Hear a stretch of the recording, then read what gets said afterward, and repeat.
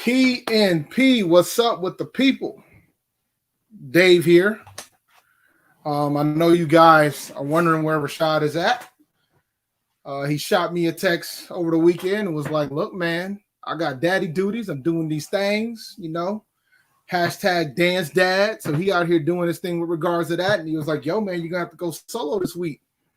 And I was like, all right, I'll go solo this week. But you know what I'm tired of talking about. But before we get into that, I hope the dads on the stream that's watching in the chat, I hope they had a happy Father's Day. Hope they enjoyed their day. This like Father's Day is like probably the most underrated holiday and that we have. It's definitely underappreciated from that standpoint. So for the pops, for the dads, happy Father's Day to you. It ain't the easiest job in the world, to say the least. So salute to you guys. Now, also, happy Juneteenth. Second year is a federal holiday. I mean, I've been celebrating Juneteenth since I was a kid. So, so from my standpoint, it's just another June 19th in the office. Hopefully you got to check out some dope celebrations. They were throwing it down pretty heavily down up here. So for those who do celebrate Juneteenth, happy Juneteenth to you. Let's get into a couple things. Hopefully you guys had a pretty good weekend. I had the day off today and I'm going to have the day off the next couple of days. I ain't got no sitter for my son. So I'm going to be here with him for the next few days. Those are the breaks from that standpoint.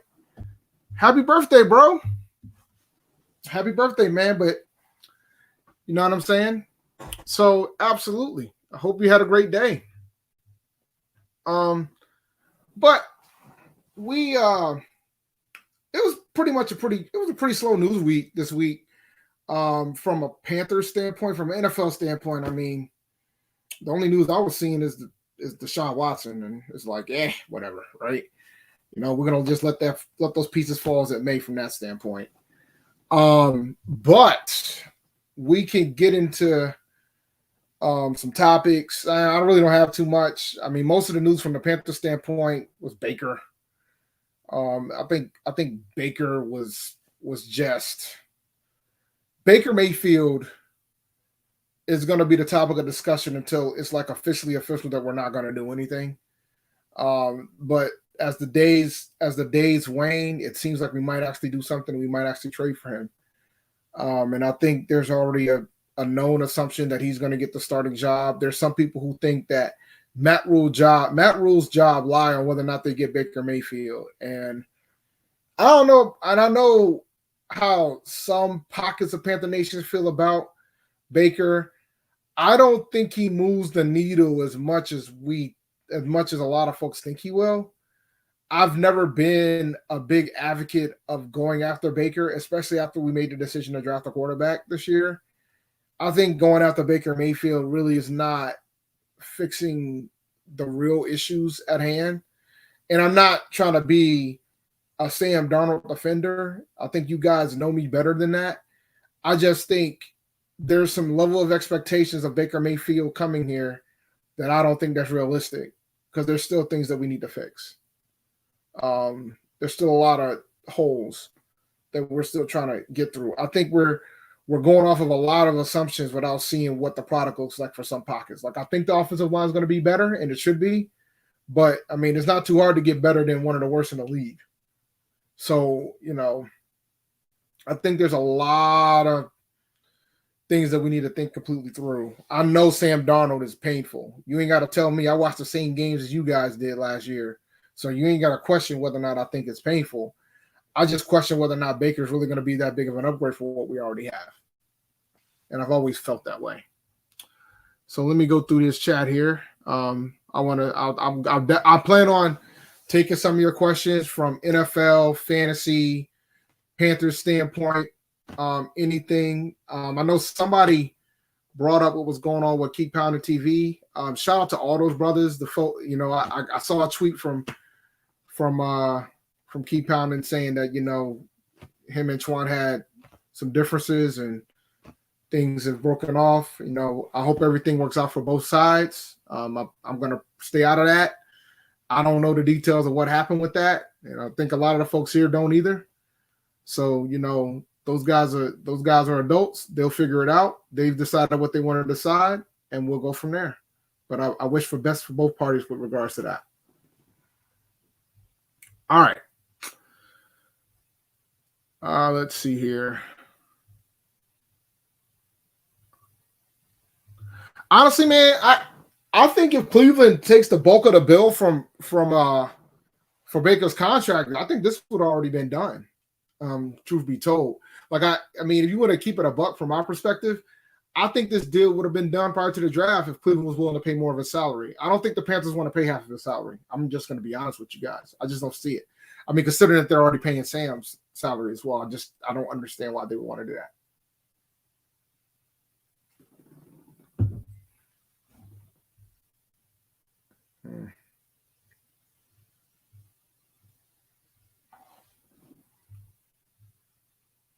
Mm-hmm.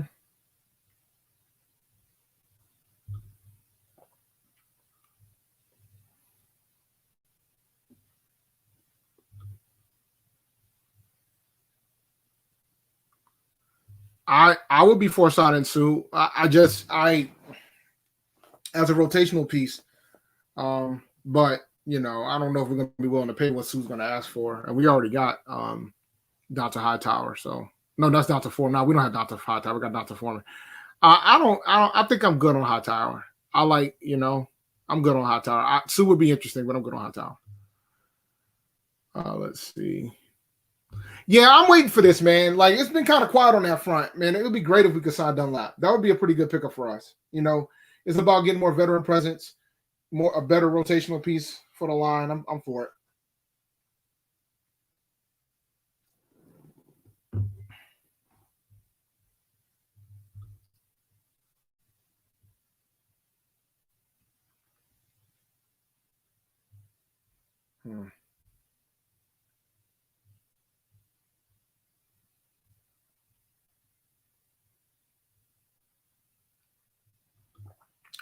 We obviously do because we're still in the talks, man. Like, there's some reports saying that nothing's really changed, but there's some reports saying that, look, man, we still want to go after him. So we'll see.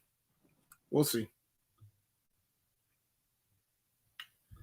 I mean, define moving the needle. You know what? Once I get through these questions, we're gonna do something interesting. Once I get through the chat, because I'm trying to scroll down the chat, we're gonna do something interesting because I'm curious.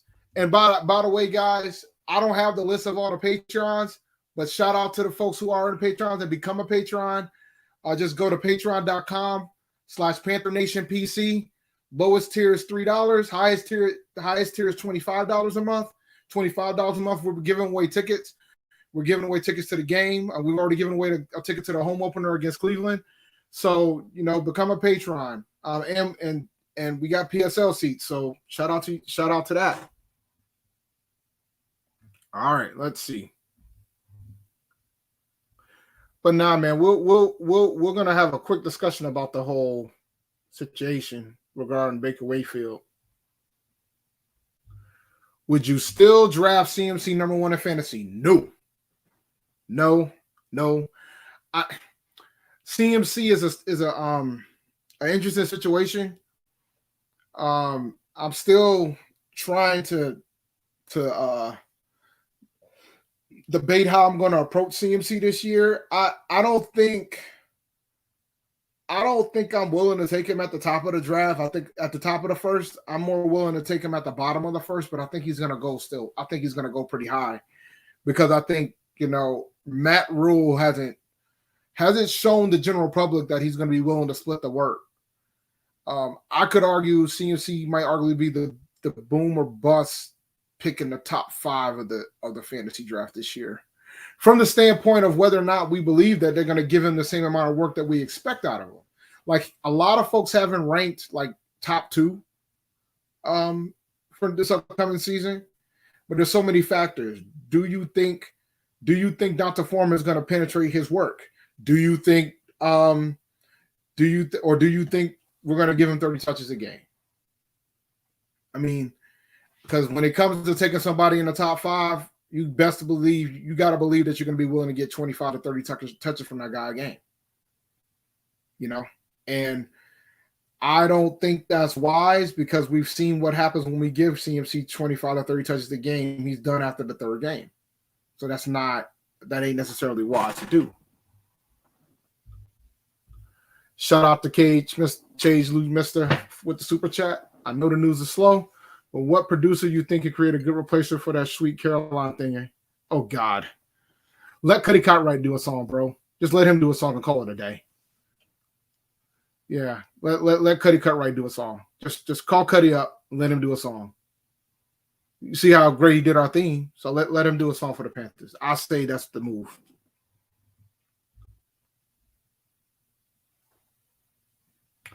I talked about this in the previous week. From my standpoint, I don't think South Carolina has a case because they didn't really sue the company that was doing the work. They sued all these other companies that aren't related. So I don't think they have a case. That's just my opinion on it.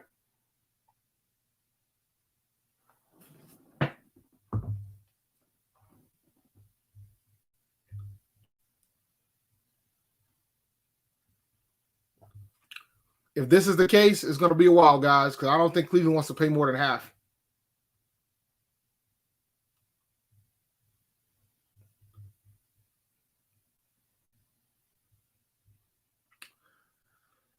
All right.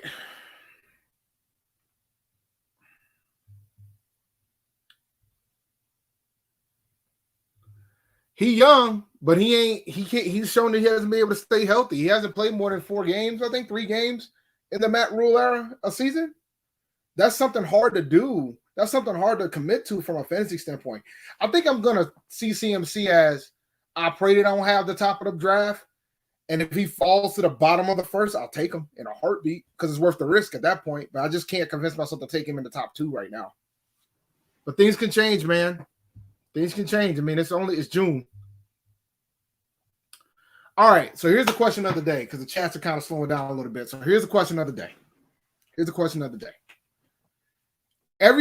A lot of people are trying to convince me that Baker Mayfield is a significant upgrade. How many more wins do you think Baker Mayfield will give the Panthers? How many more wins versus Sam Darnold do you think Baker Mayfield will give the Panthers? Put it in the chat because I'm curious to see what the numbers are. And make sure you hit that like button, man. But Rashad's on vacation.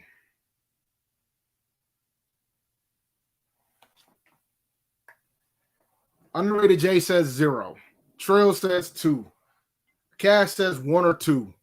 I got a lot of zeros. 5 to 7 total or 5 to 7 more wins. There's a significant difference between that, sir. A lot of folks are saying 0 to 2.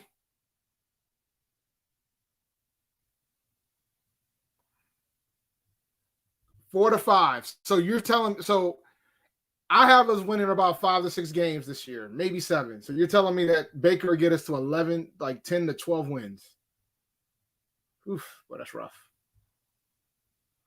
5 to 7. Whoa. 5 to 7 more wins? Baker's not that good, guys. We're not talking about Aaron Rodgers here. Like, Aaron Rodgers is the type of quarterback that'll probably get you 5 to 7 additional wins. Like, are we serious here?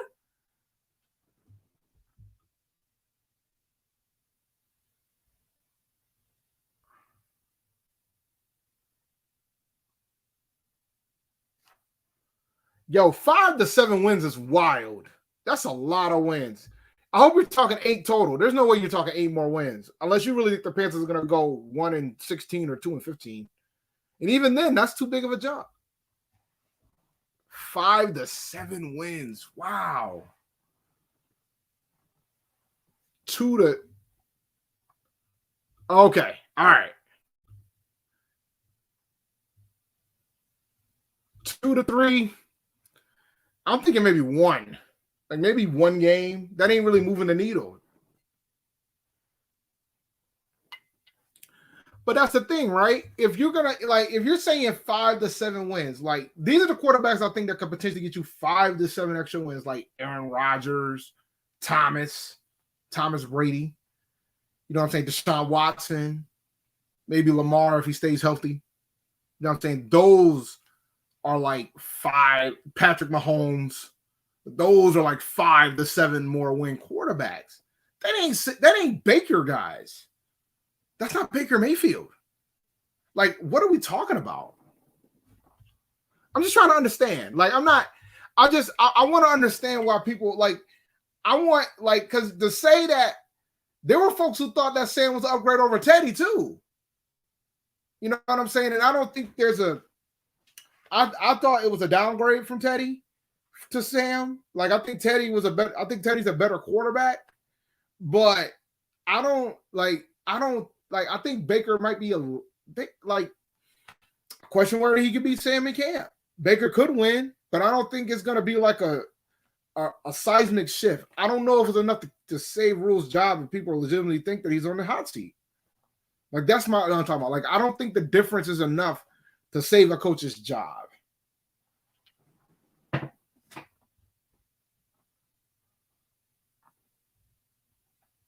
I'm not hating on Baker at all. I just know that Cleveland had a much better roster than what we got. Like, I think people are not willing to accept that. I don't think you got to have more than a quarterback. You got to have other pieces around you. And we know that this organization, the coaching staff, want a quarterback that can manage the game. And I don't think Sam is that guy. We saw that last year, but I question whether Baker is either. Like, I don't think it's not hate on Baker.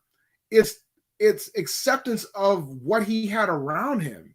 He had one of the best running games in the NFL behind him. He had one of the best offensive lines behind him. He had a pretty good pass rush on the defensive side of the ball. Their defense wasn't a slouch. Like, he had a whole group around him. He had a whole team around him. So, of course, Baker's going to be able to execute. Like, that's my point. We're expecting Baker to walk into this situation. This will be the worst offensive line he's ever played with. By far. Not even close. This will be the worst line he's ever had. The running game, if CMC stays healthy, would debatably be about it's tough. I mean, I think I'd rather have Chubb and Hunt over CMC. Like, Chubb and Hunt is a combo over CMC because we know what they're capable of. So my point is that he's had a phenomenal running game. He has a phenomenal offensive line. He had a pretty good defense. You know? We don't know what our pass rush is going to look like now with Hassan Reddick going to Philadelphia. Like, we're just making all these assumptions that Gross Matos is going to ball. We don't know. Like, these are all mysteries. We're hoping that he takes the next step, but this is all mysteries. We know Brian Burns is legit. But my point is that we got to have, like, when you start making those comparisons to what Baker had in Cleveland versus what he's going to have in Carolina, man, it's a tough sell.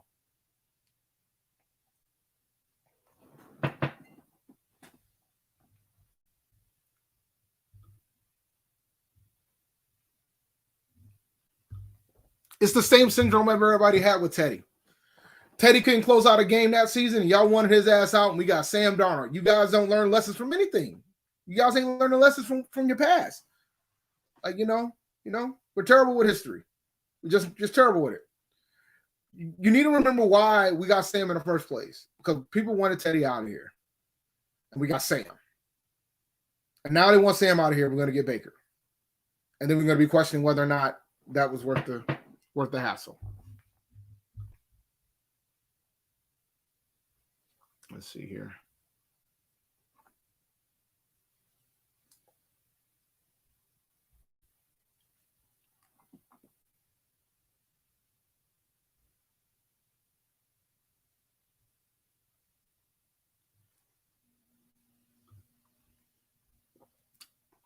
Okay, he played injured last year. It doesn't change the fact that we don't know what his shoulder is going to be like. We're making assumptions that he's going to be fully healthy when he comes to us. Like, we're making all these assumptions. But, okay.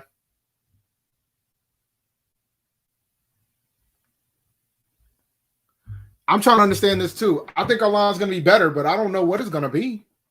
I mean, we were one of the worst in the league. Where do you think? Like, if we get to top half, that's a success, right? From bottom 3 to top 16, that's a pretty big jump. And I'll be open for it. But we don't know. I think the line's going to be better. I don't think it's going to be number one in the league like what Cleveland had, what Baker had in Cleveland. That's my point. Like, we're making all these assumptions that we're going to, like, oh, if Baker's here, we'll be able to win 10, 11, 12 games. I don't see that, bro. Not with the schedule we got.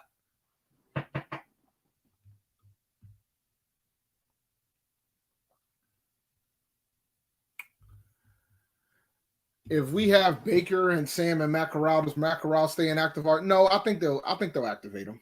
I think they'll activate 3. I think they'll activate 3. I don't think they'll inactive. Yeah, I don't. I could see is at the beginning he'll be inactive, but I think eventually he'll get to it.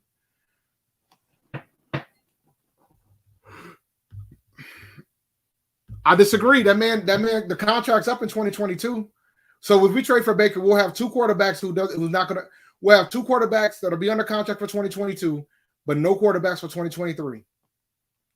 Matt Corral will default be the one going into the 2023 season.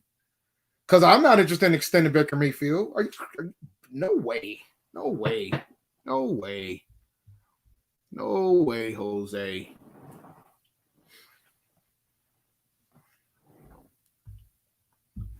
According to PFF, they did. We went over this the other week.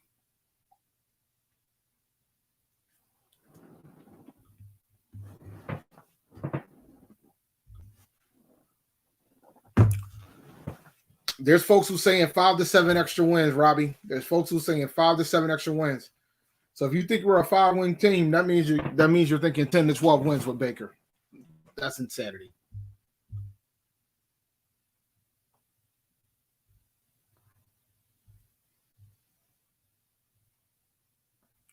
Here's the thing, man. We're not gonna do a straight up swap. We're gonna have to pay a portion. If we trade for him, we're gonna pay for a portion of his salary, and then we're gonna give up a draft pick, and then we still have to deal with the Baker situation. 31st to 26, baby. We'll see. Maybe 26 will be enough for Baker to get it done, right? That dude ain't gonna know what to do with himself when he sees how much time he has in that pocket.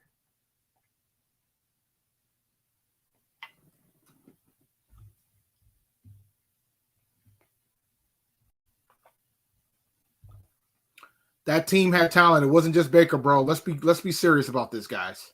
Come on, man. That team had talent. I think you guys need to go back and look at that Cleveland roster. That team had talent, man. That team had talent. All they needed was a coach that can make the adjustments.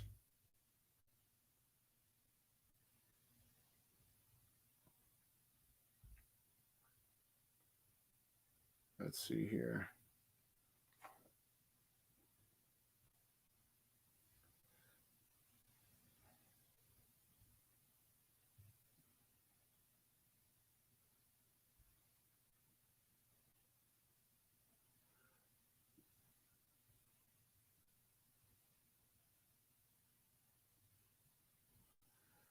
No, I mean, like maybe just maybe Sam Darnold decides to have a chip on his shoulder.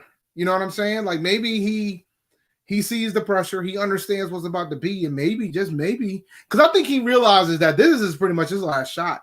If he doesn't come through this season, man, he ain't gonna ever start in the NFL again. This is it. Like this is his last chance.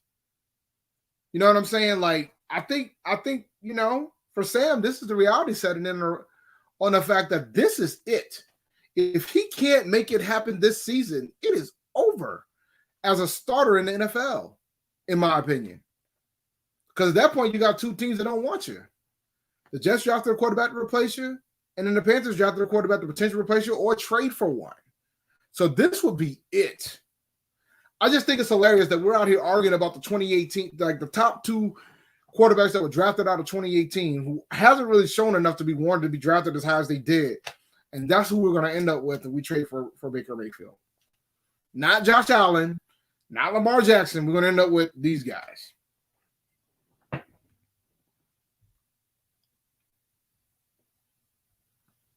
Nah, but dude, but Slim, think about it, bro. If Sam Darnold balls out of his mind, right, we're going to have to pay him. Like, let's say hypothetically Sam Darnold comes out here. Baker, let's say we trade for Baker.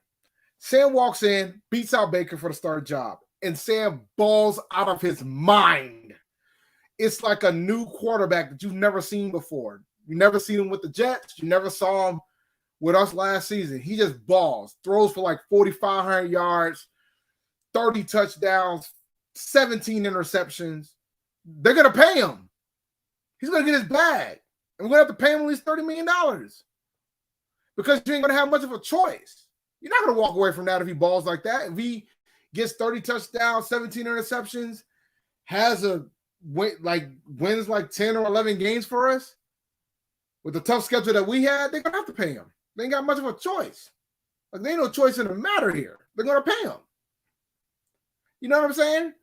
Like, I think there's still that aspect of if a fire gets lit in his behind, maybe he gets paid.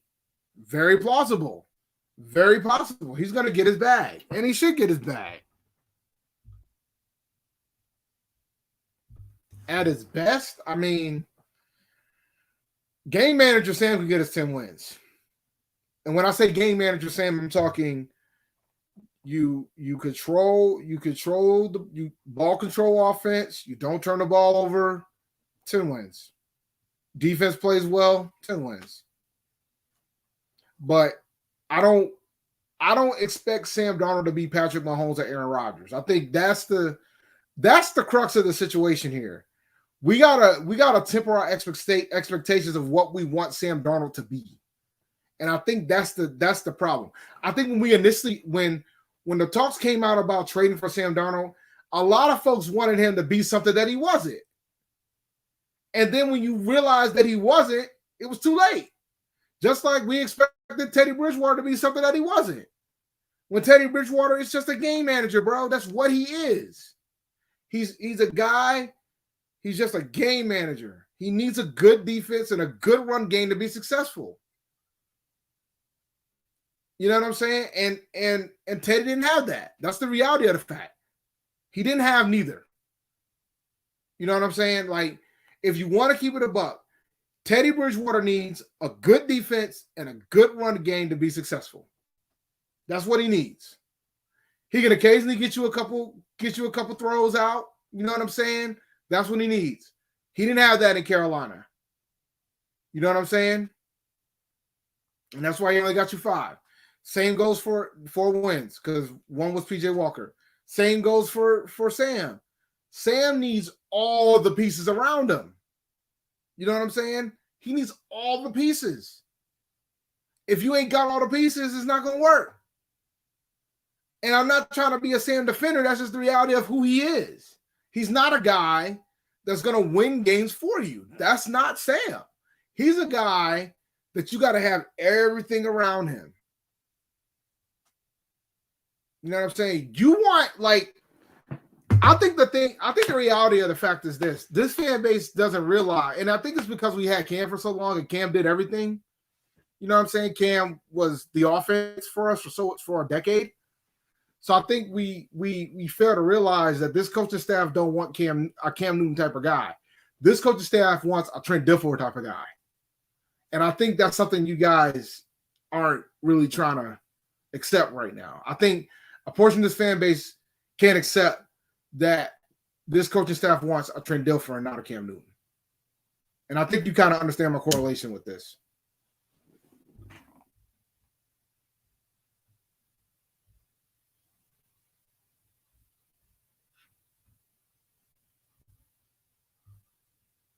I mean, Deshaun Watson can do some things for you, and Russell can too. There's a lot of quarterbacks that can. Well, not a lot, but there's a decent chunk that can. But my point is that you know Joe Burrow can ball for you if need be. You know what I'm saying? Joe Burrow can do his thing, but I mean, when you're talking about a quarterback that we know that's never been near the top half of the NFL as a starter, then you got to take that into account. Well, I mean, it depends on what you define as quality. I mean, Kirk Cousins is out here getting $30 million a year, and the Vikings could have walked away, but they knew they couldn't walk away. I mean, you know, so it ain't every quarterback.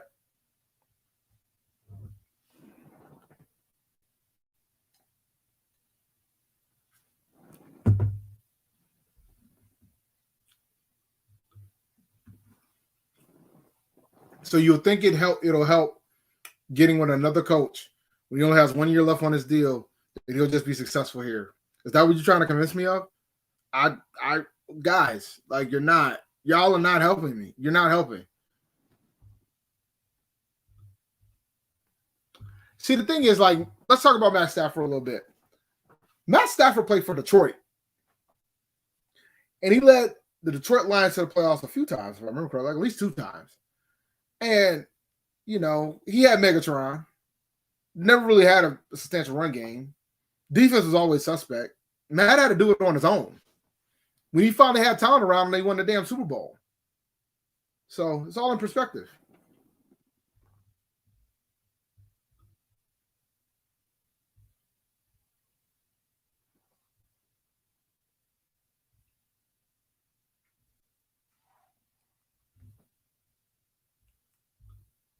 Yeah, nobody's talking about this either, by the way. He had Coach of the Year. He had a Coach of the Year. If I think he won Coach of the Year. If not, he's definitely a candidate. I mean, Baker had Coach of the Year. He won't be getting Coach of the Year coming to Carolina. Breaking news.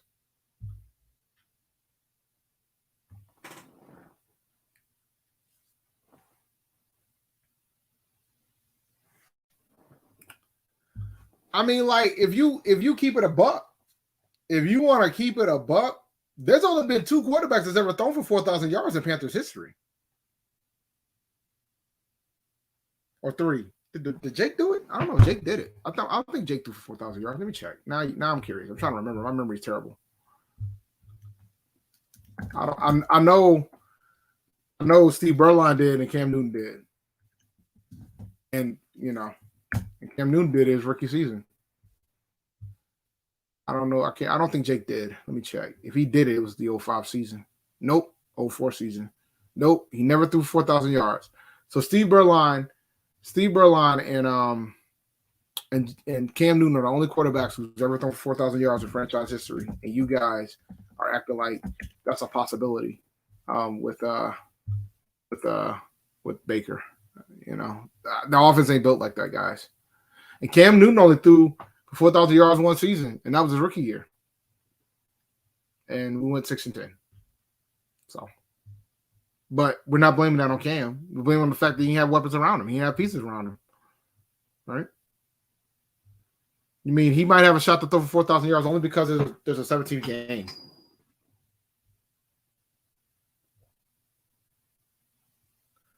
I don't want Sam. Look, let me be clear, guys. I don't want Sam Darnold as our QB. But I mean, at some point you got to take your medicine on the situation that you created.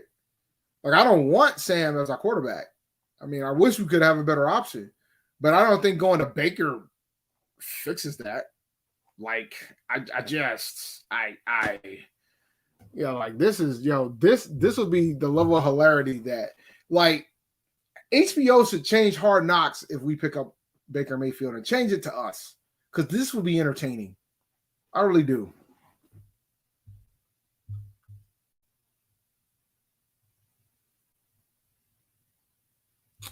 I don't think so, man. I don't see us trading any assets to be trying to get another quarterback. I think there's gonna be a lot depending on how this season go, man. Because if you believe David Tepper, Rule's got more time than we think he does. I think the only way that Rule's going away is getting fired is if the season goes hell in a handbasket. We're like 2-15 and the worst team in the league. We got no one overall pick. And then I'll be feeling for Matt Corral because they're going to fire the coach and they're going to draft a quarterback in the first round. So I'll be feeling for Matt Corral at that point.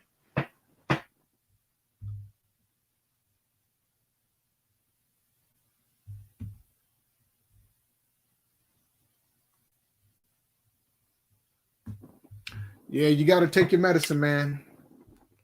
Sometimes you just got to take your medicine. Sometimes those are the breaks. That's the reality of the pack sometimes. You got to take your medicine.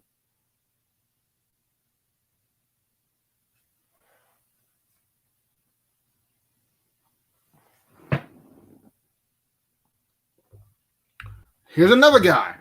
We actually think Minshew's going to do anything. Minshew couldn't even keep his job in Jacksonville. Now all of a sudden you think Minshew's going to change the game? Come on, guys. Come on, guys. Come on, like we out here naming quarterbacks that ain't gonna really move this needle.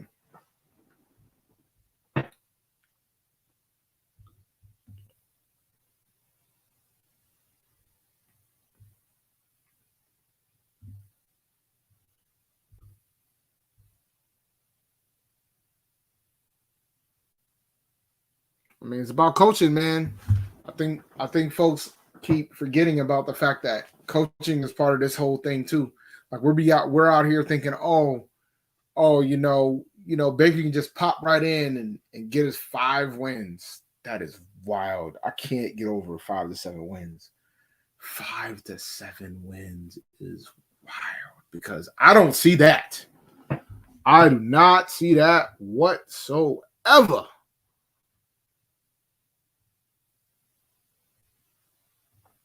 And we're not the Jets yet, guys. I just think we're in a weird spot right now because I think a lot of folks kind of wanted. There were some folks who thought Rules should be out of here. When Rules stayed, it kind of creates a situation where while there's some type of we don't know what's going to happen after the 3rd year. Here's the thing, man. If Baker gets to 7 or 8 wins, that doesn't put us in the playoffs. I want to be in the playoffs. Like I don't want us to go from 5 to 7 wins and we sitting here not in the playoffs. I want us in the playoffs. I want to be in the playoffs. I want to go to the playoffs. We haven't gone to the playoffs since 2017. We haven't gone to the playoffs since the first year of PNP. I want to go to the playoffs. Like I'm not interested in any moves that doesn't put us in the contention for the playoffs. That's just my attitude towards it. I want to go to the playoffs. Getting Baker Mayfield is not going to get us in the playoffs, not with the schedule that we have. So why would we do that? I want us to get to the playoffs. There's nothing like unless we get a quarterback that's going to get us to the playoffs. I don't want to go anywhere but the playoffs. I want to go to the playoffs. And I think David Tepper wants to go to the playoffs. He doesn't know how that feels yet. He hasn't been in the playoffs since he's been the owner of the team. I think Tepper wants to go to the playoffs. And the fan base does too. We all want to go to the playoffs. I want to go to the playoffs. That's my thing. I've been a fan of this team since its inception. And considering, I'm not double talking. I want to get to the playoffs. I want to make moves that'll get us to the playoffs. There's nothing like Baker Mayfield is not going to get us to the playoffs. That's my point. He ain't better enough at saying to get us to the playoffs. That's all I'm saying.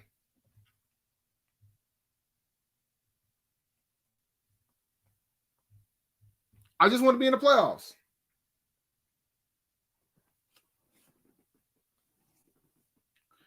And I don't think, we don't even know, like, I haven't seen no reports, maybe I haven't looked hard enough, but have there been any reports about what kind of draft picks we have to give Cleveland to get him?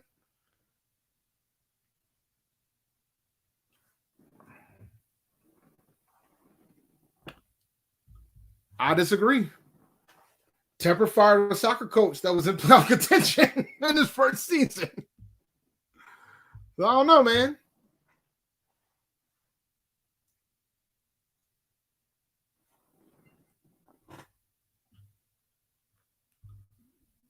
I said a game manager, Sam, with a good defense and a run game. Don't beat up my words, man. I ain't double talking anything. I said this last season too. I said if Sam Darnold could manage the game, we play good defense and have a good running game, we can win some football games. I feel the same way this year. Nothing's changed. Because I know, like, Matt Rule has told everybody what he wants to do. The problem is he hasn't been able to execute it because we ain't had the talent.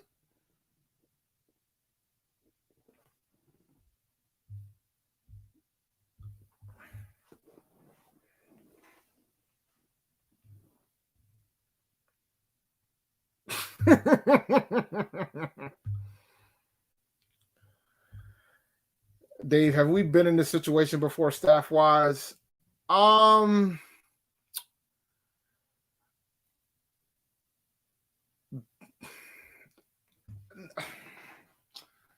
No. Well, the thing is, so if you want to keep it a buck, so we fired Dom Capers, we fired George Seifert, we let John Fox's contract expire, we fired Ron Rivera. So John Fox's final season was pretty much a lame duck season. You know what I'm saying? Like he couldn't, like it was already Fox knew going to his final season that his contract wasn't going to get renewed. That was pretty much a done deal from that standpoint. I don't think there was anything that Fox could have done to get another year after that. I think that was a kind of a mutual type of situation at hand. Rivera, I think we knew it was coming. It was just about the matter of when. Only because new owner cleaning shit up, he was just a casualty in that situation. And that being said, I thought they probably should have got rid of Hurney too, but they made a decision to get Rivera out of here. And you can say what you want about Rivera. Rivera arguably probably took the toughest organization to deal with right now in the Washington Commanders. And he's already won a division title. So, you know, he's already shown how good of a coach he is with the other team he's got from that standpoint. Dom Capers, I think that was just a matter of it was time for a change. George Seifert,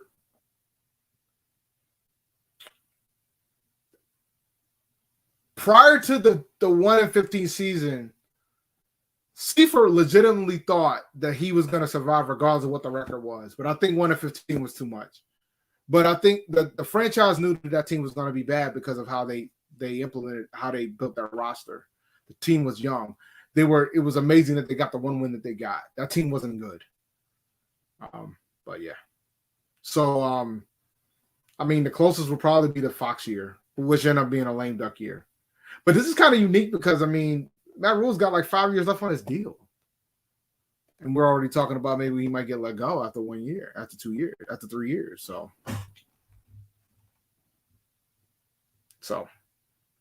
yeah, and the other factor was that was the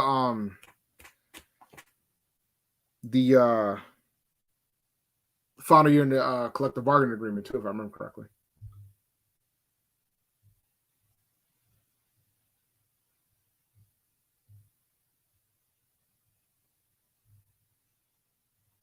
Let's see.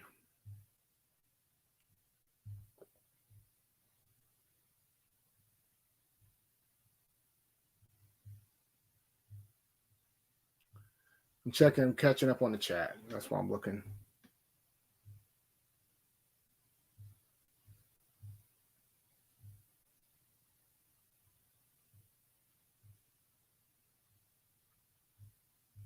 All right.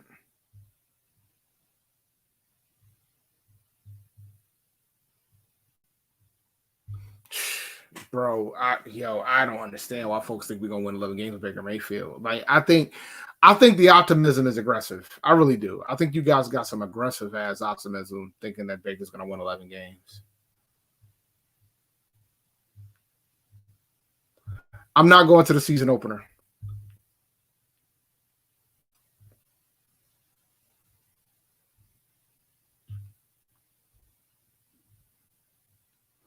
Yo, man, I want to make the playoffs so bad, man. Like, I think I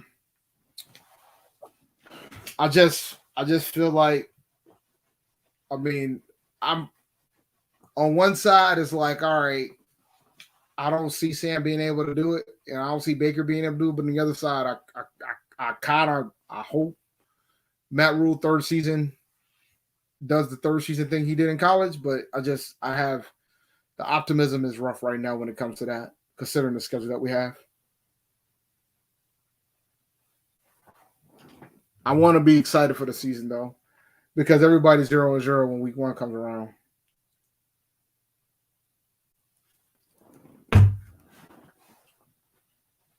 Oh yeah, that did happen with Robbie. When my man said he's here, ain't he? Yo, Robbie pretty much said, "Yo, man, I just say what I feel at the time. I'm here, ain't I?" That's pretty much what he told the media. Oh man, let that man be. Let Robbie be, man.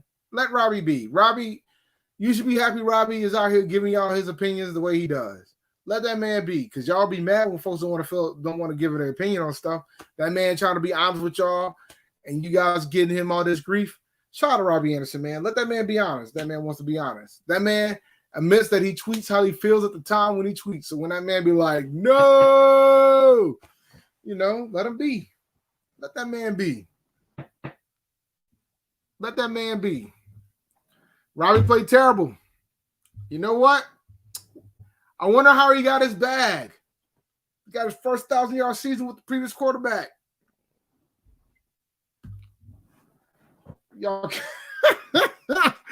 Yo, man, when he said that, Robbie said, yo, I'm thinking about retiring. I was like, oh,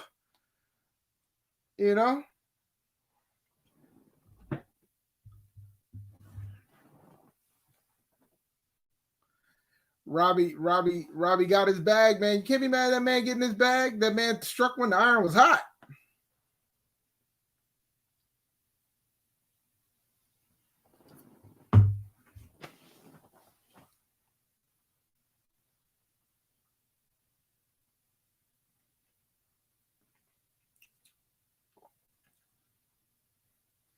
Robbie was out here. Robbie got his first 1,000-yard season in his career, and he got his money. Like, you can't be mad at that man for getting his money. I don't blame him. I would have got it. I would have got my money too. Somebody at least gets it.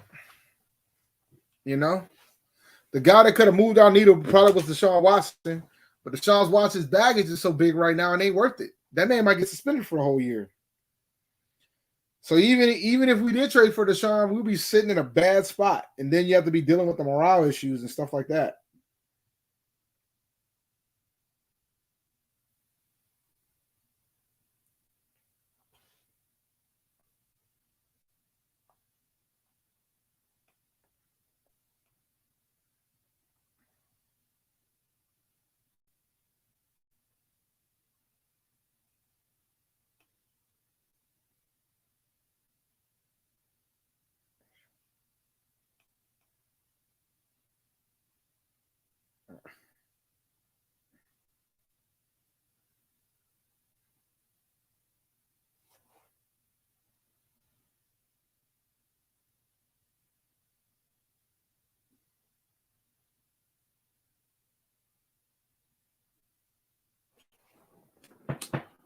All right.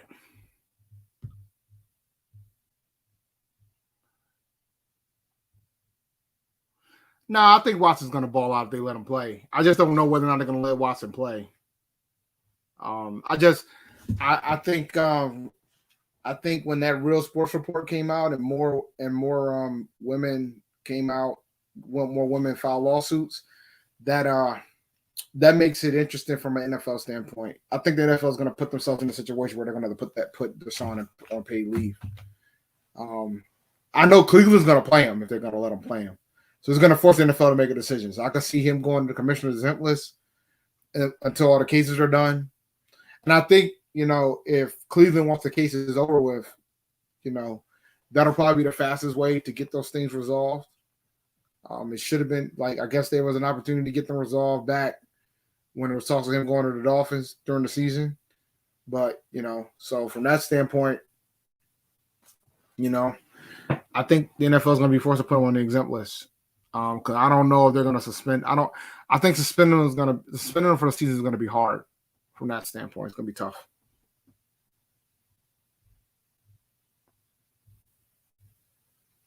Let's see.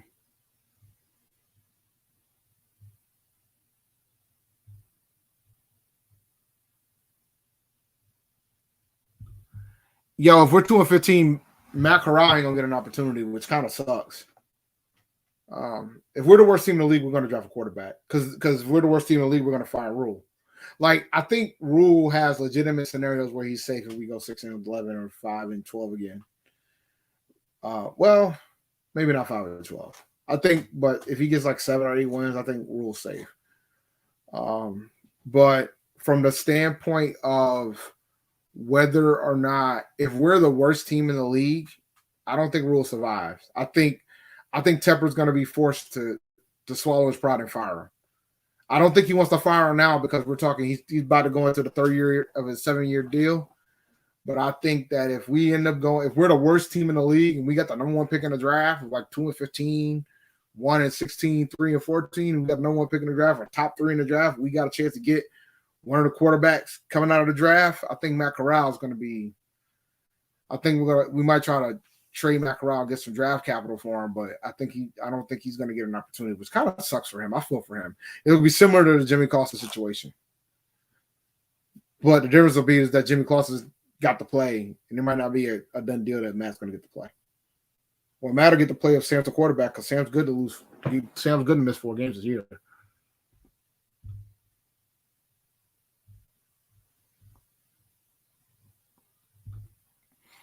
I think if Sam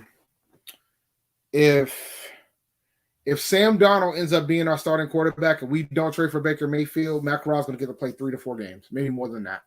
Because Sam hasn't played a full season yet in his career. So I can see a scenario that Matt Corral get an opportunity. Like if Sam comes in during the season, he's really terrible or he gets hurt mid-season, I could see Matt Corral coming in there. But I don't see Matt Corral winning the job week 1, in my opinion.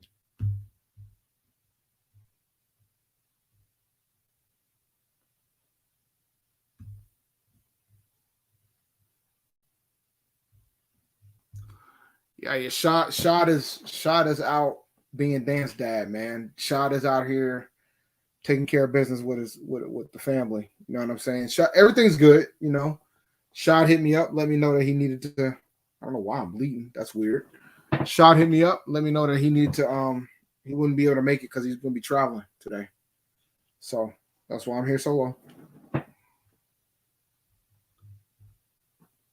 I don't know what happened with that.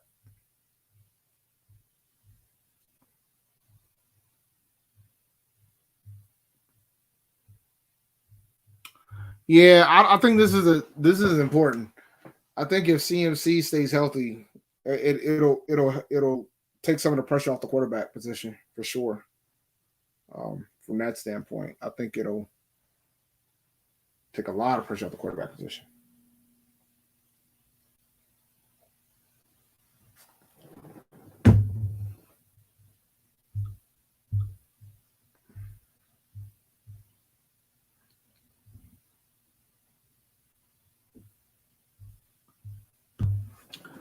That's the thing, man.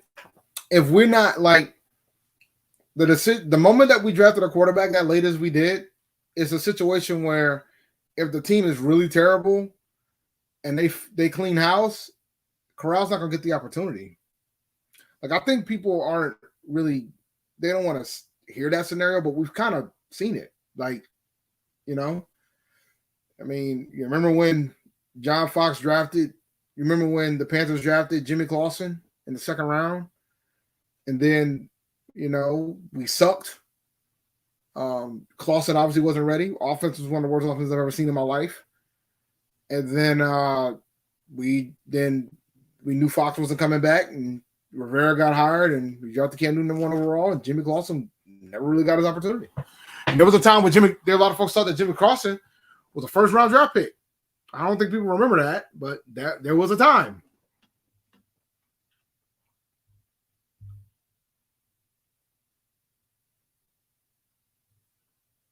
What Granddaughter said, man. Like and subscribe. And probably a good time to talk about Underdog Fantasy. Shout out to Underdog Fantasy. Best ball is rocking for football. Fantasy drafts are going to be starting to roll. So you should go to underdogfantasy.com and set up an account. You can use the code PNP when you set up that account. It really helps out the channel. They're still doing the $100 deposit match. So you put in $100, they will give you $100 as well. So check out underdogfantasy.com and use the code PNP. And here we go. I will go ahead and put that down there for you people because I know you care about Underdog Fantasy. You know, I will probably do like a best ball draft and talk through it in a separate show just to break it down for folks. Listen, man, I'm low on McCaffrey, but I'm not doing that.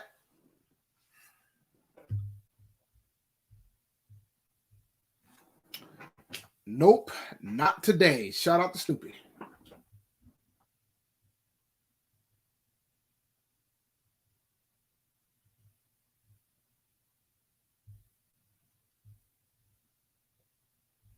Let's see. No chance. There's no chance. And that's not a disrespect to the running backs we have on the roster. I'm just concerned that we're not going to get the proper split to make this feasible. 2,000-yard rushes is a hard thing to do. Doesn't happen that often.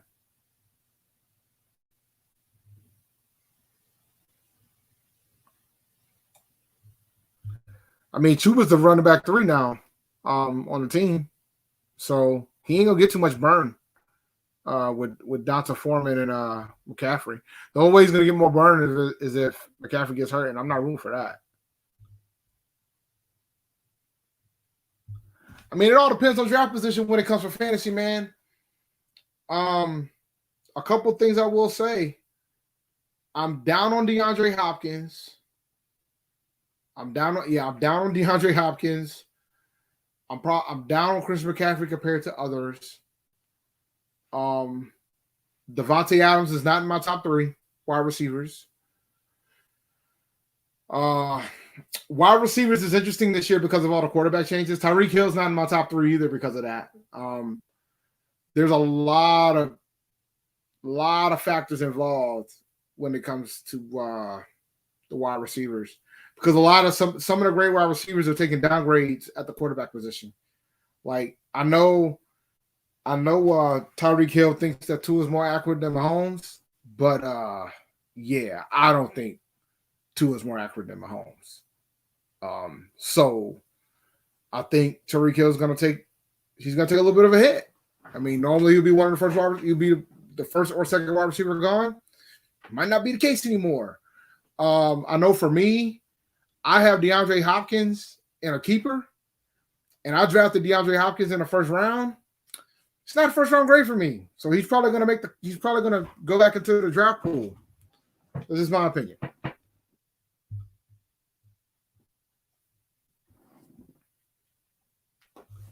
How long is Nick suspended for? Because he's not going to appeal. I think it's 4 games. Let me double check. Let me check right now. 6 games. Excuse me. He's suspended for 6 games. So yeah, Hopkins is done. Like I can't hold on to that because he's not young anymore either. Like, I mean, DeAndre Hopkins is not old. I mean, he's not young anymore. As a receiver. So, you know what I'm saying? I mean, he's 30. Let's see. Cup top 5? Yeah. He might be number 1. Keep it a buck. He could be number 1. You know, I think in years like this, with all the different changes in position, a lot of folks changing teams, particularly at the quarterback position, in years like this, sometimes it's better to play it safe. So typically, you're gonna take at least 2 to 3 wide receivers in the first round, and maybe a tight end in the first round. Cooper Kupp is in that discussion. Justin Jefferson's in that discussion. Because it's about trying to keep some level of consistency. So you got to decide how aggressive you want to be in the draft from that standpoint.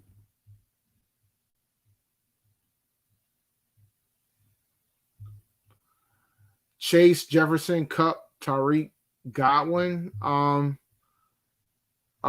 now, if you ask me, but things can obviously change, I will probably go Kupp, Jefferson, Chase,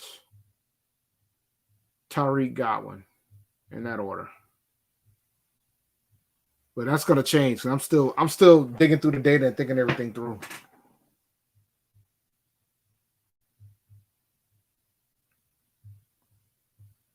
Yo, DK scares me, bro. Like like that whole situation in Seattle, because the starting quarterback might be Geno Smith. You want to believe that DK is going to benefit by default, but you still got Lockett there. So I don't like that. Like I in a perfect world, Slim, I want to avoid wide receivers that got suspect quarterback situations early.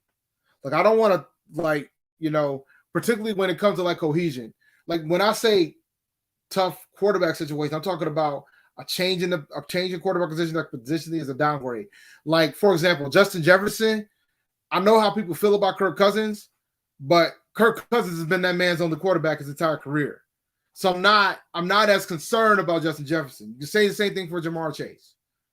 But somebody like DK Metcalf, who's losing Russell Wilson and getting Geno Smith, it's tough. I don't want to take something like that early.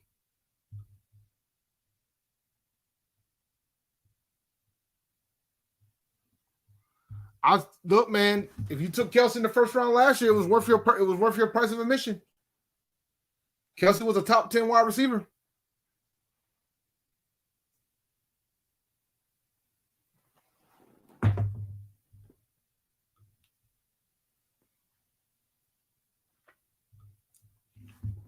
I'm not avoiding DJ. I like DJ. DJ's going to get the majority of the targets regardless of who the quarterback is. At least that's what I want to believe. True story, I got Kelsey in the second round in the keeper league. I'm keeping him. That might be the top keeper I have. But I took DeAndre Hopkins in the first in that league. He's going to go back into the pool. I do like DJ. I like DJ every year. Oh, yeah. Kelsey has a first-round grade for me. Wouldn't be shocked if Kelsey's the first receiver taken. Truth be told. Especially now. Tyreek Hill gone. Kind of no-brainer, right?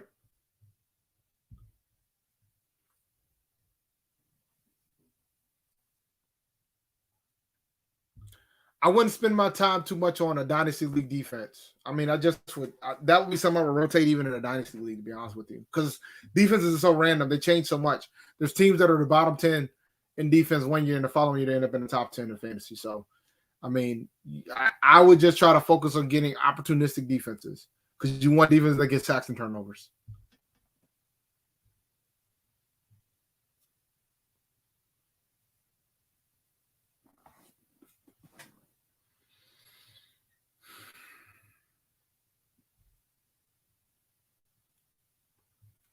Let's see here.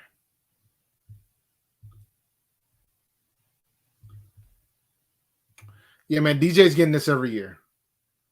I mean, you can't be mad at this from a fantasy standpoint. As long as you draft them in the right area, you're good. Can't be mad at something like that. That's a dependable. That's 1,000 yards, 5 TDs. I mean, that's dependable. I mean, you're talking 80 catches. So you're talking 80, 180, 30, 210 points. If my math is correct. If he gets 5 TDs, that's 30 points. 80 catches, that's another, in a PPR league, that's another 80 points. So that's 110, and then 1,000 yards receiving. I mean, it's 210. That's not a bad situation for a wide receiver. I mean, for 17 games, that's 12, 13 points a game. That's pretty good. That's wide receiver 2 numbers. From a fantasy perspective, can't be mad at that. I wouldn't be mad at that.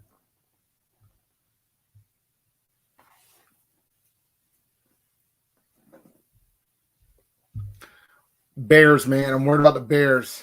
I'm just worried about them, the Bears.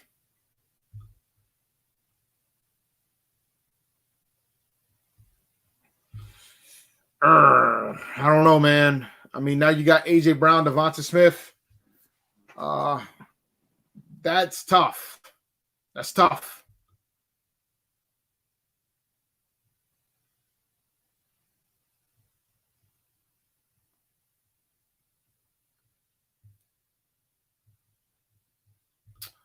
That's a great question, D'Angelo the Legend. I'm gonna pull up who the wide receivers are for the Chiefs because I look. Oh, Juju's in Kansas City, ain't he? Isn't Juju in Kansas City? And MVS is too. Oh God. Oh my God. Yeah, Juju, MVS, and McCole Harmon is in Kansas City right now. I mean, if I was a betting person, I want to say Juju. Hardman's interesting, but I don't think Hardman's not going to go as high. So you probably can get Hardman as a steal. If you think that Hardman's going to be the new next Tyreek, because then that would be a steal. Because Hardman's not going to be the first wide receiver taken for Kansas City. I mean, Kelsey is the first wide receiver taken in Kansas City. But when you talk about the second one, it'll probably be Hardman. And it'll probably be Juju. And then maybe MVS, then Hardman. So it gets interesting. I will say that. It'll be interesting. Like Kansas, the Chiefs is a prime example of not knowing what the options are. Because when you lose somebody like Tyreek Hill, man, it could be a situation where Mahomes decides to spread the ball all over the place. So that means the only thing that's going to be dependable is Kelsey, which is why Kelsey's stock rises. It rises higher than it was before, which is kind of wild to think considering.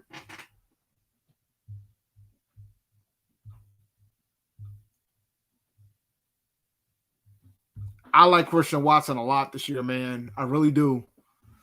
I like Christian Watson in Green Bay a lot.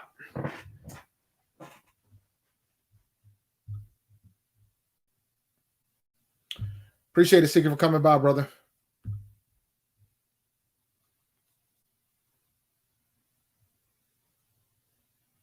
Let's see.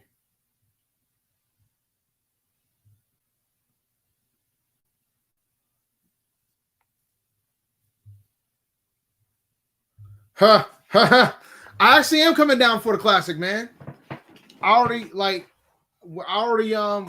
Rashad talked it through. Looks like we're gonna get a suite for it, so it's gonna be dope. I already got my flights, my tickets are already bought. I'm flying down to Charlotte. I'm flying down Friday. I'm gonna go to the step show. I'm hoping my frat brother, my fraternity is stepping. Hoping preferably my chapter, so we can win the damn thing. So I'm hoping they're coming. They're gonna, because there's a step show Friday night. So I'll fly in time for that, and then the game's on Saturday. The time hasn't been set yet for the game for A&T and Central, but I will be down there for that. That's gonna be a pretty good weekend. It's gonna be a quick trip. I'll fly down Friday. Game step show Friday night. Game Saturday. Fly home Sunday. Should be a good weekend.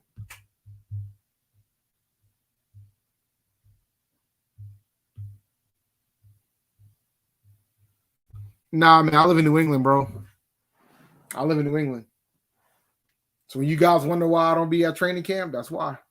But I am gonna try to get to. I'm hoping to pull some strings and try to get down to Foxborough for the joint practices. I get with the Patriots.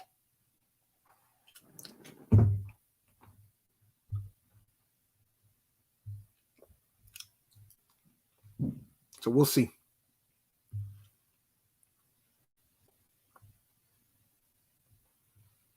Bro, I've been up here for 18 years. I don't think I'm coming home until it's time to retire. I'm halfway through it. I'm still waiting for my 20-year certificate and pen.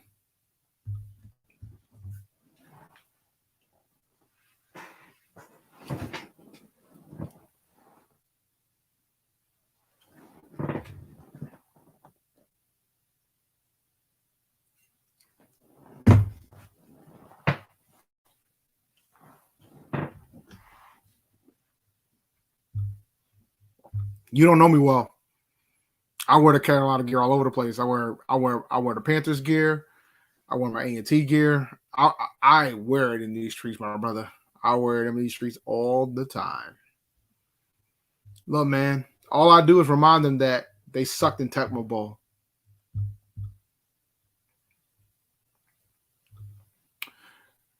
I typically don't get the ball going until after the NBA season's over or when the Celtics are out. And as you can see, the Celtics lost in the finals. I'm shocked that none of you guys started joking at me on that, but I think the Hornets has had a rough week in the office too. I feel for them, man. For them to lose their coach the way that they lost their coach. Yeah, that was tough.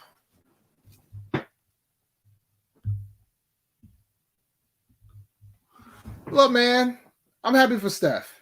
I mean, it sucks. I'm happy for Steph. I don't think I'm touching these tight ends in New England, bro, because there's two of them. I mean, I thought that Jonnu Smith would be better than what he was, but when you start debating on Jonnu Smith, you're in the wasteland territory. There's only like 3 tight ends that you absolutely can depend on week to week, and even them, they're not that dependable. There's only really one if you want to keep it a buck, maybe 2, Kittle and Kelsey and Kittle. Everybody else, you're kind of you in crapshoot mode for the bulk of the season because sometimes they'll be terrible. Darren Walker wasn't the guy that everybody thought he was going to be.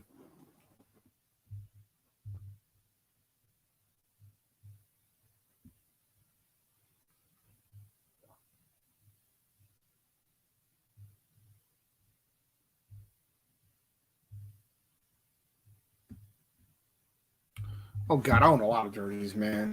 I mean, I haven't bought too many jerseys this year, but you know, I got a Sam Donald jersey right here. It's right. In fact, it's right there. I got Luke Kuechly, KK. I got a couple signed jerseys around here. You know, I got a few. I got a decent chunk of jerseys around in these streets. Steve Smith.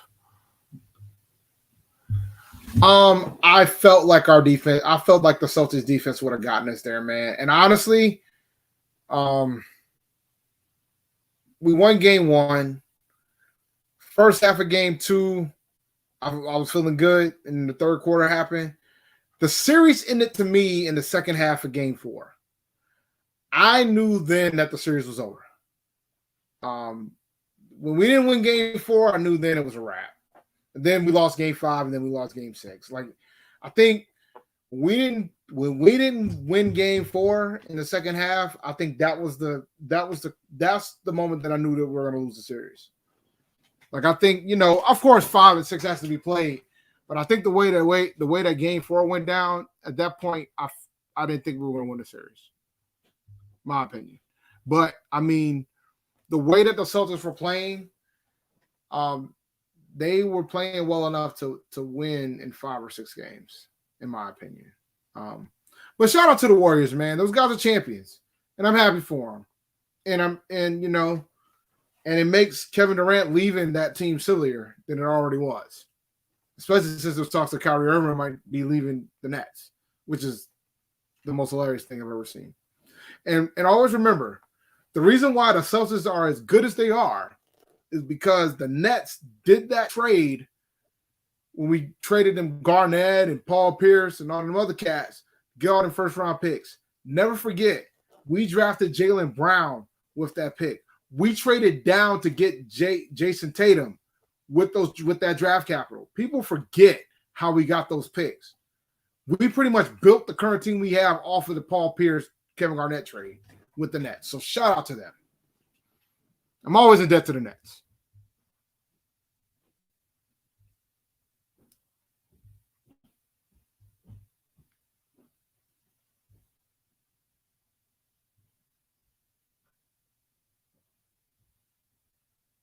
Huh. Oh man, you want me to trust a USC wide receiver? I'm gonna have to go with DK, but that's reluctantly. I absolutely disagree. He should have been Defensive Player of the Year. What's my job description? I'll direct IT. How about that?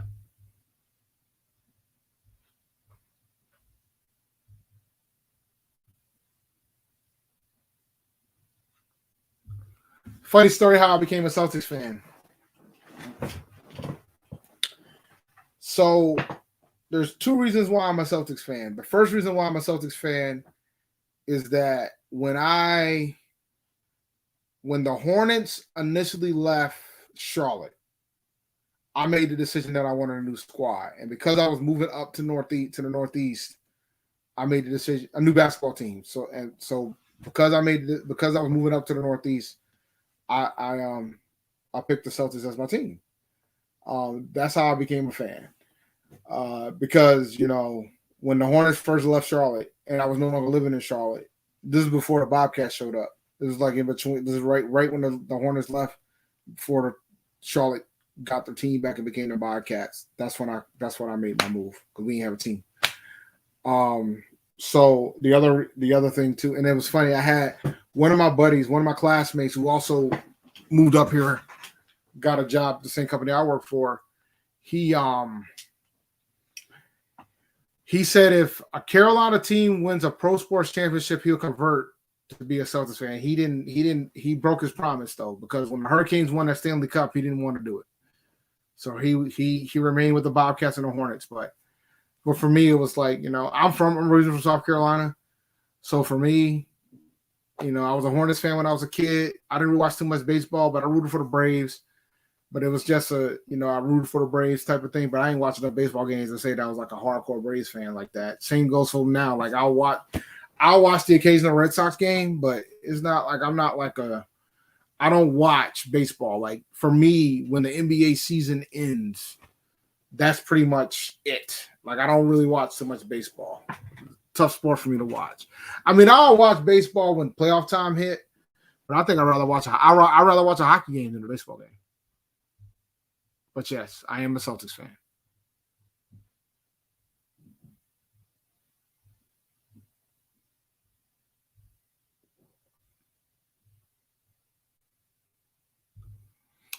Yo, man, they asked Steve Kerr about the whole ordeal. That by the way, the fact that they asked Steve Kerr about how why Kenny Atkinson stayed was hilarious to me.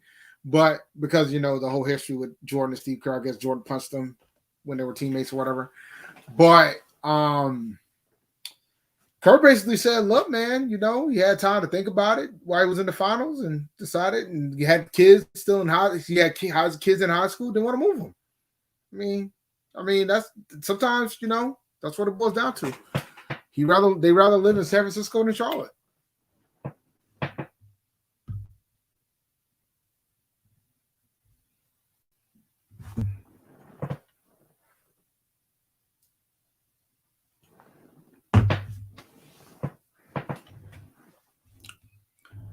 I never played baseball as a kid. I thought about having my son play because it's not as contact as football, and it would be interesting because he's got a lot of it might force him to be a little bit more patient, but it also will let him get out some of that energy to run the bases and stuff like that. I've been thinking about it, but I think he would. It's been a thought of trying to potentially have him play baseball, but we'll see. Yeah, man, I agree. Wiggins balled. Yo, like if Steph got Finals MVP, but if they gave it to Wiggins, I would completely understand.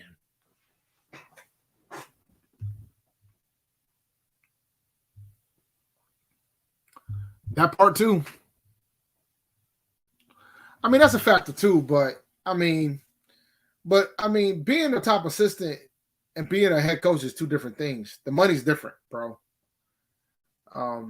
But then again, I could understand him not wanting to go to Charlotte because the Warriors got a freaking top-notch organization from top to bottom. So I completely respect why he doesn't want to go to Charlotte because Jordan, the Hornets ain't the same type of organization than what the Warriors is from an organizational standpoint. This is my opinion on that.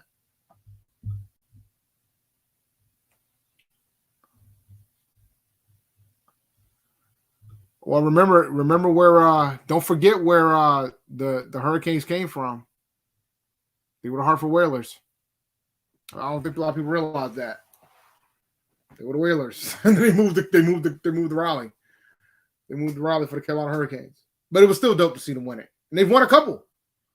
They've won a couple. So shout out to them. And they had a pretty good year this year as well. They made the playoffs this year.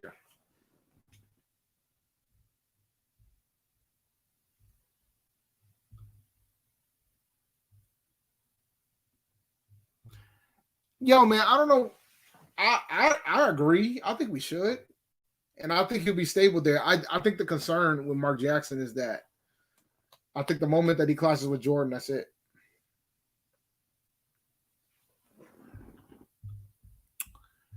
All right. Any more questions before we adjourn? Any more questions before we adjourn? This has been fun, guys. I tend to do this because I want to get through these topics. I mean, it's been a slow news week. Ain't too much to talk about. I mean, you could joke about Robbie Anderson talking about he's here. That was hilarious.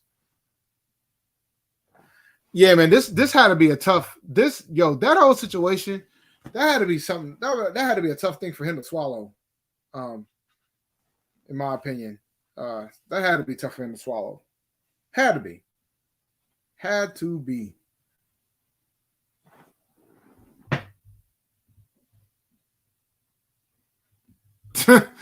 Look, man, we ain't gonna talk too much basketball, man. You know, and then the season's over. Why are we gonna talk basketball for? Season's over.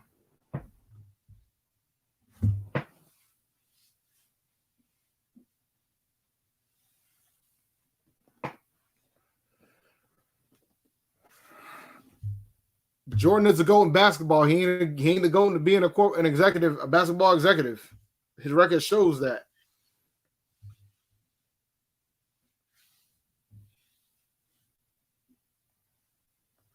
But all right, man. It's been real. Make sure you like and subscribe to the channel. Rashad should be back next week. Appreciate you guys joining me today. It's been real. Like I said, you can follow us on Twitter at at Panther Nation PC. You can follow me on Twitter at ChampD1012. We're on TikTok, Panther Nation PC. We're on Instagram, Panther Nation PC. We're on Facebook, Facebook.com/Panther Nation Podcast. We're on wherever you're just seeing us on YouTube. We're live on YouTube right now, so we know where you're at. You know where we're at with regards to that. Just make sure you like and subscribe to the channel. Tell a friend. And it's been real, guys. And I'm out. Become a Patreon, all that good snaps, but I'm out. How do I? Oh, all right. I'll answer this question. Me and Rashad are frat brothers. We're line brothers, actually. I've known Rashad. We've known each other for 18 years. So, but like I said, man, I'm out. Appreciate you guys viewing, and Rashad should be back next week. We're gonna have another show for you, and maybe there'll be more news. Otherwise, me and Rashad just gonna be shooting the ish because he's gonna have a lot to talk about what's been going on, why he ain't showing up to these shows. But it's been real in the field. All love. Peace out, guys.